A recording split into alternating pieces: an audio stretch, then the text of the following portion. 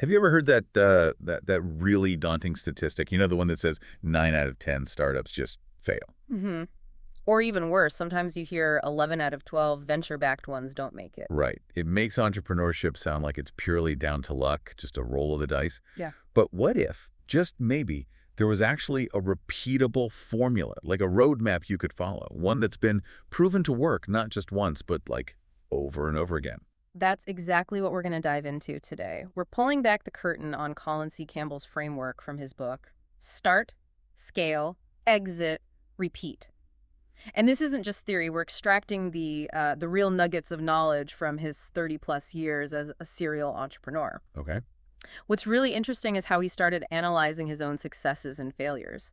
It actually began, believe it or not, with a broken leg from skiing. No. Yeah. That led to a talk at MIT, and that eventually became the book. And he's very clear, he's not saying he's the next Steve Jobs. He sees himself as a small business entrepreneur who just figured out how to do this cycle, this start, scale, exit, repeat thing multiple times. So he's offering basically a practical roadmap to help you avoid the common pitfalls, make fewer mistakes. Okay, let's unpack that start phase then. Mhm. Colin argues the best ideas, they solve a real problem, right? Mhm. But he also says they've got to be scalable. Yeah. You can actually grow the business and protectable, so you can build that sort of moat around it. So what's the trick to really vetting an idea properly so you don't waste time on, well, a non-starter? And what are the pitfalls he warns about when you're getting feedback? Yeah, that's key. And one big insight Colin has is that you don't always need some totally revolutionary brand new thing. Often the best ideas actually come from just improving something that already exists or solving a nagging problem in your current job or industry. Ah, okay. Like his examples. Exactly. Think about him shifting from a simple bulletin board system, computer link, to the huge Internet Direct Canada. Or how his escape club just improved on existing vacation rentals by adding things like luxury beds, pontoon boats, stuff people actually wanted. Hmm. Now, once you have an idea, vetting it is critical.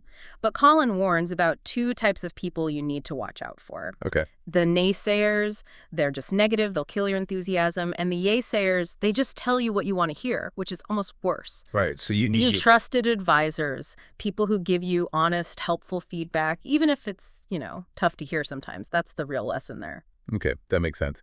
And Colin also talks about this idea of catching the right waves, having the right idea at the right time. Mm.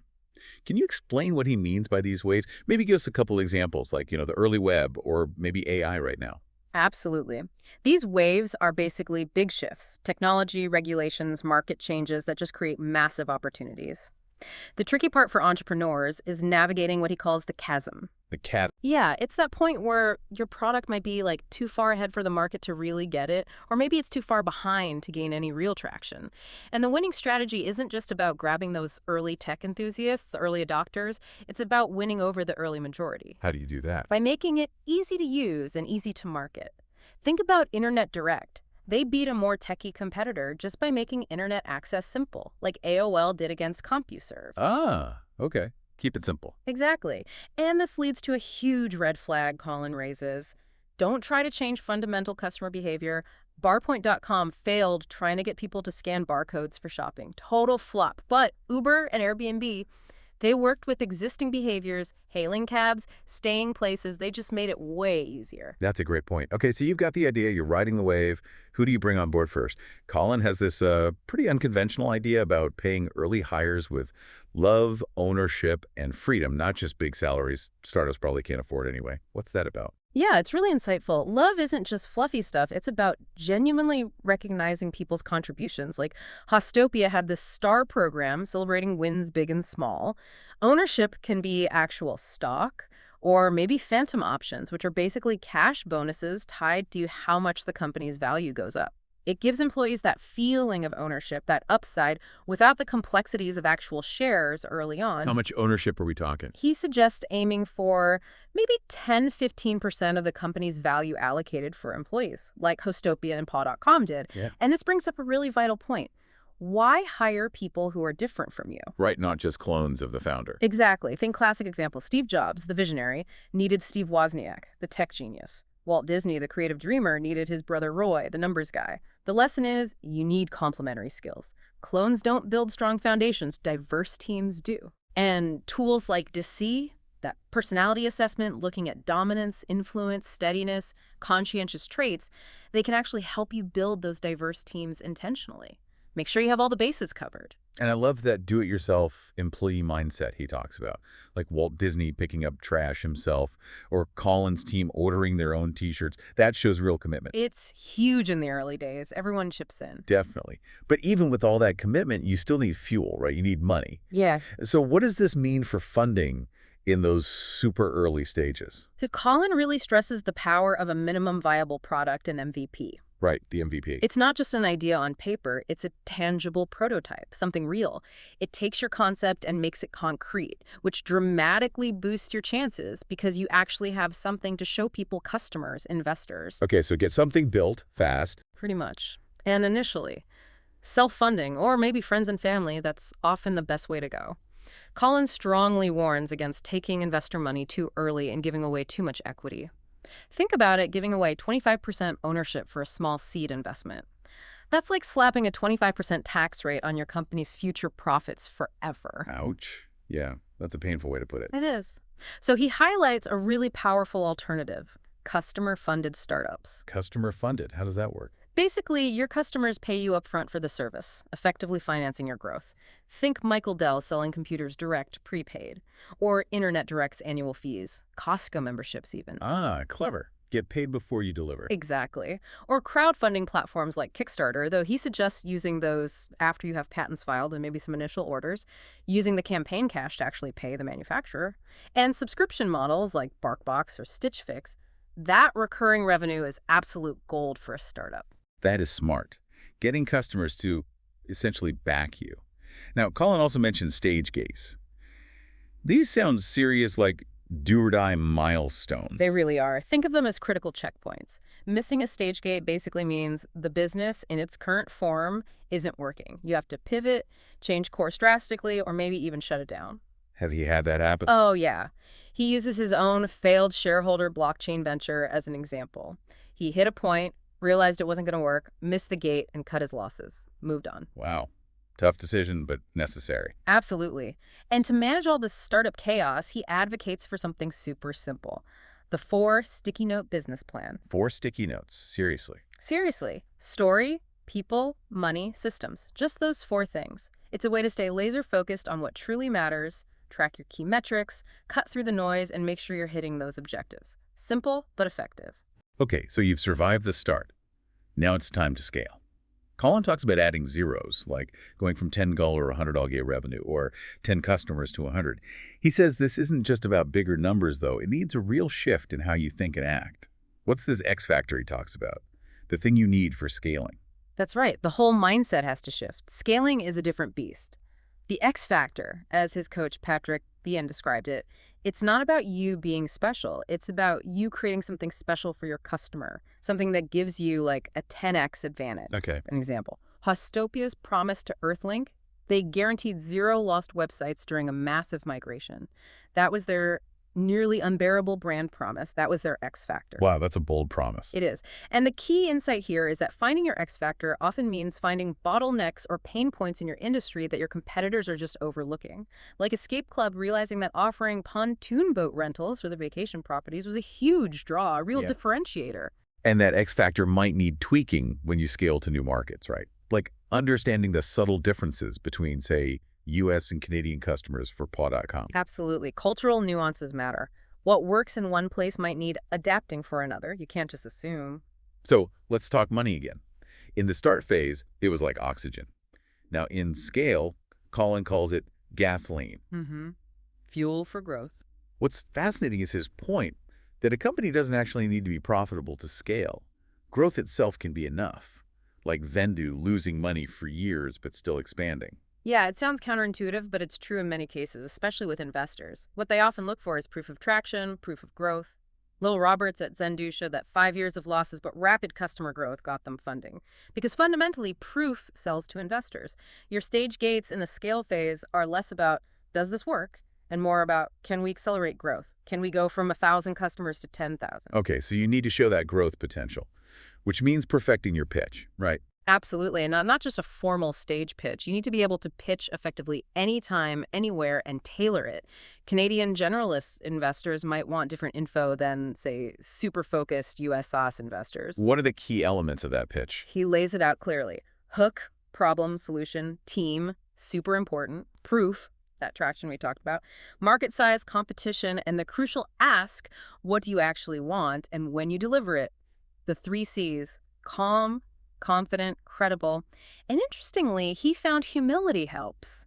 Being approachable, not arrogant, can actually double your funding chances. Humility, interesting. Now, Colin mentions timing is everything for funding.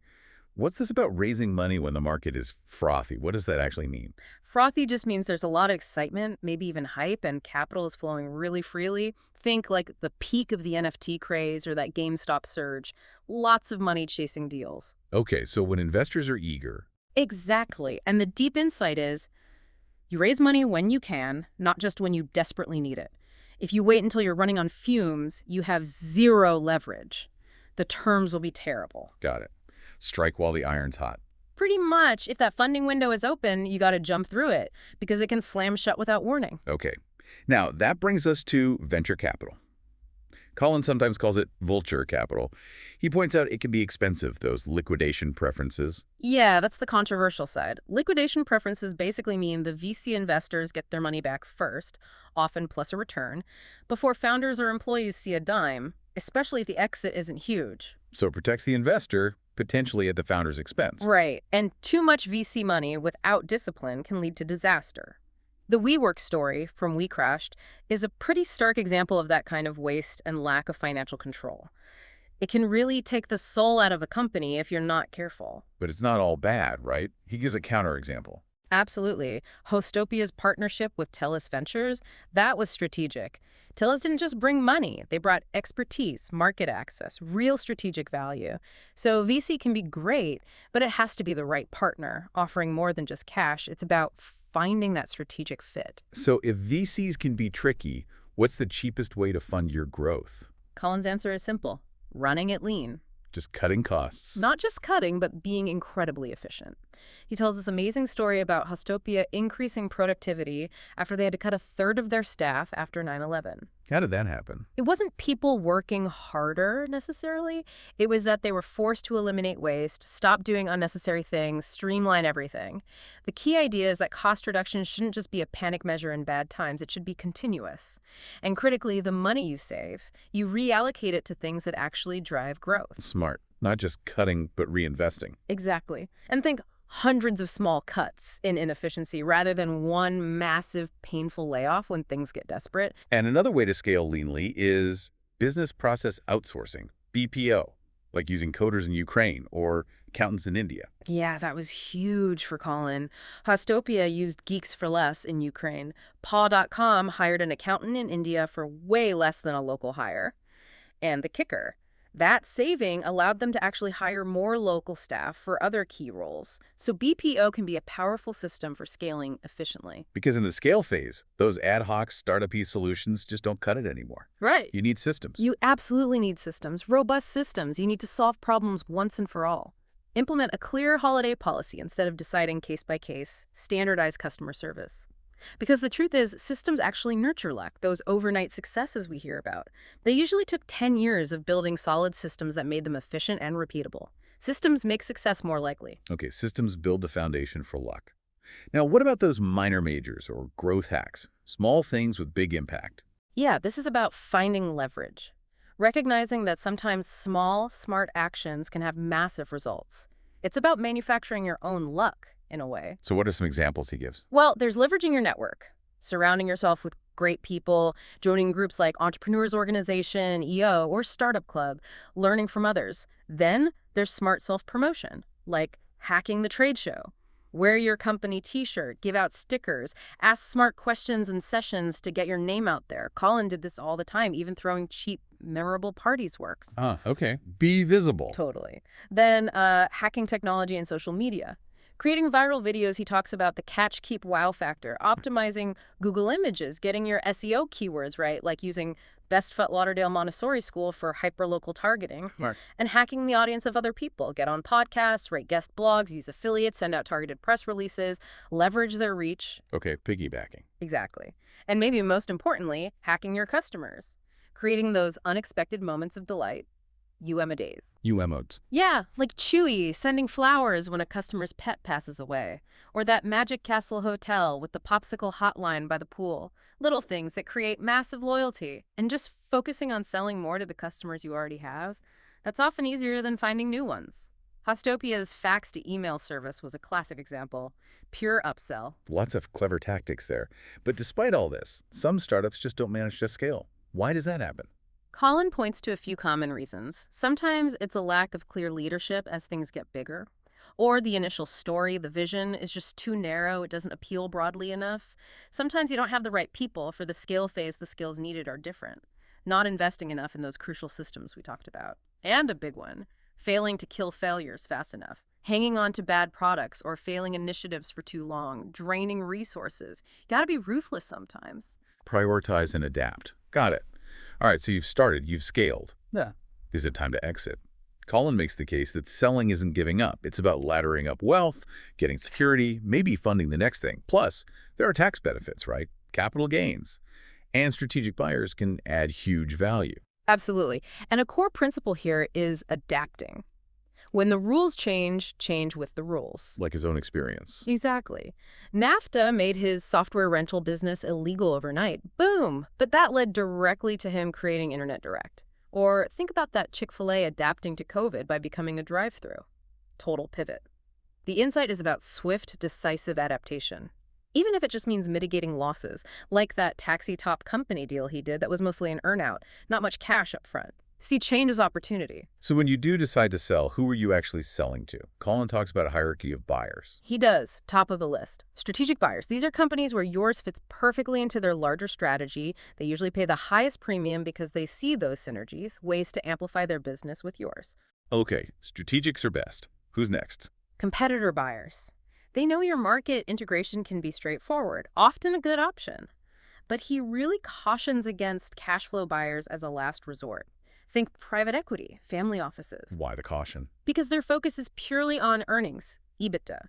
They might load the company with debt, strip assets, take the soul out of it, as he puts it, and valuations are usually lower, just based on financials. Okay, so aim for strategic or competitor if possible. And timing.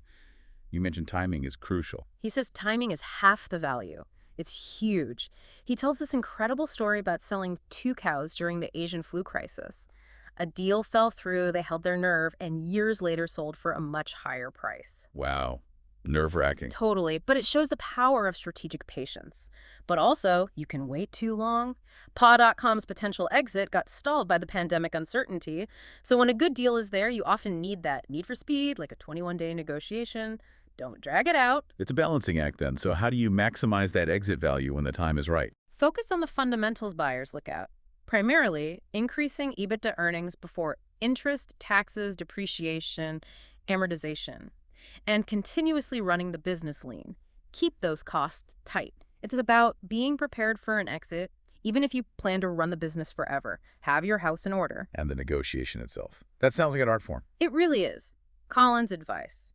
Check your ego at the door. Don't make it about you. Instead, promote your team. Show the buyer the business runs well because of the great people and systems, not just the founder. That's interesting. Diminish your own importance. Yeah, it builds buyer confidence. And he even gives a really bold example. For the Hostopia sale, he strategically cut his brother Bill's salary on paper right before the sale. Wait, why? Because that salary cut directly boosted their reported EBITDA by millions, which, given the multiple they were using, added like $4.25 million to the final sale price. It's understanding how buyers value things. Exactly. It's understanding the game. But you also have to watch out for buyer tactics. Like that gotcha moment when 2 Cow's potential buyer presented fake website traffic data to try and lower the price. Always be vigilant. Wow. So trust is important, but verify everything. And you mentioned building trust directly with the key decision maker, not just the lawyers. Crucial. Colin talks about overriding his own lawyer sometimes to connect directly with the CEOs at Deluxe and GoDaddy during deals. Building that personal rapport, that trust, can smooth over so many bumps. Makes sense. And having your systems documented is key here, too. Absolutely critical. Buyers hate relying on individuals or tribal knowledge. They want to see everything documented, contracts, processes, policies, all organized, maybe in a virtual data room. Strong systems give huge confidence because, as Colin says, systems don't change, people change. They want to see consistent metrics, customer acquisition cost, churn, lifetime value, LTV, all backed up by reliable, documented systems. Systems provide that proof and stability. Okay, last thing on exits, that audacious tactic of asking for more after the deal is supposedly done. Yeah, Michael Citronbaum pushing for an extra 55 cents per share on the Hostopia sale after the main terms were agreed, netted them an extra $6.8 million. Incredible. Takes guts. Okay, so you've started, scaled, exited. What's next? For Colin, it wasn't a one-off. He repeated the cycle. He argues true serial entrepreneurship isn't luck, right? It's about consistently applying that formula. Story, people, money, systems. Exactly. It becomes a methodology. But what drives someone to go through all that again? And where did the new ideas come from? Colin reiterates that ideas are everywhere, especially if you stay plugged into your industry. Keep spotting those bottlenecks, looking for that next wave.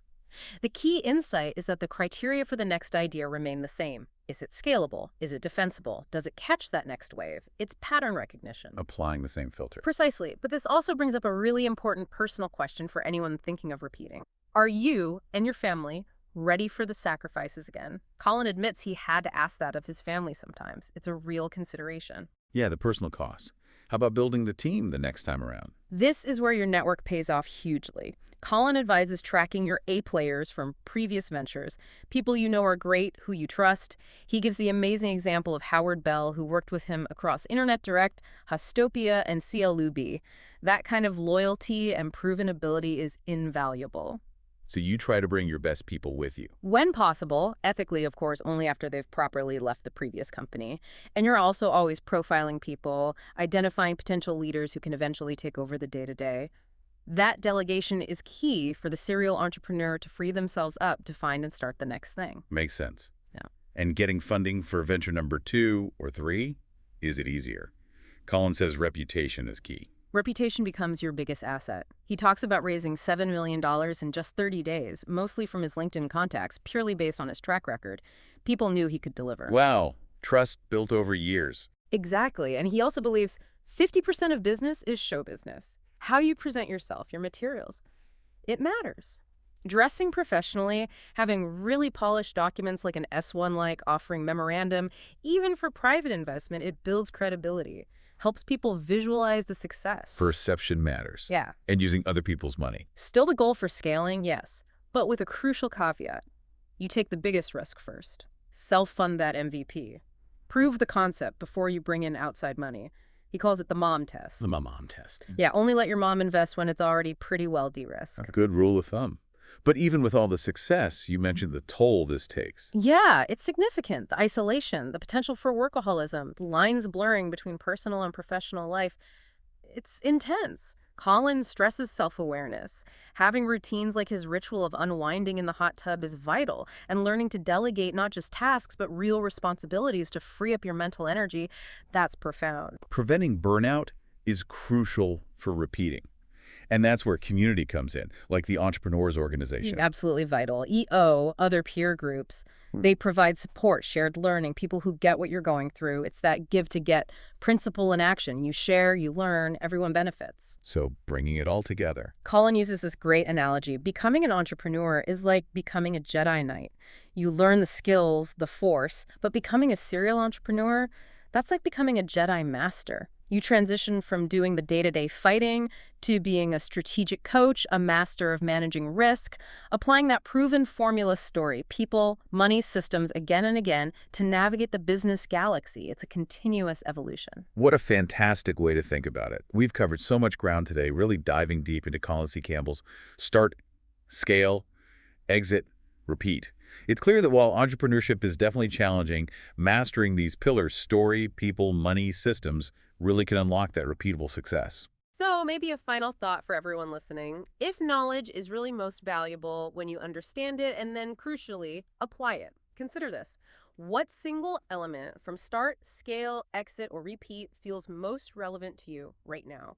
Which one could you choose to really focus on and master starting today to genuinely transform your own entrepreneurial path? Is it refining your story, finding or developing the right people, getting a better handle on the money, or maybe building better systems? Which one of those four could be your biggest lever for change? Something to think about.